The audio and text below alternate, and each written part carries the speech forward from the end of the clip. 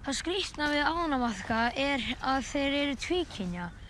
Það þýðir að hver maðkur bæði karlkyns og kvenkyns. Bæði egg og sæði myndast í hverju maðki. Þegar ánamaðkar fjölga sér, festa þeir sig saman á beltinu og skiptast á sæði. Beltin framleiða slím sem síðan mynda egghylki.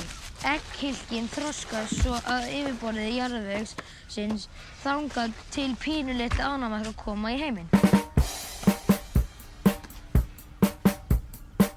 Holan er of djúp.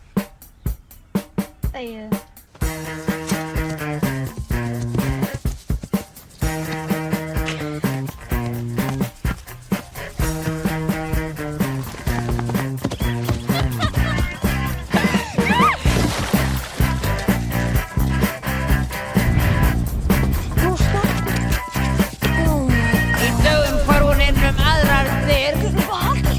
Við óraði ekki fyrir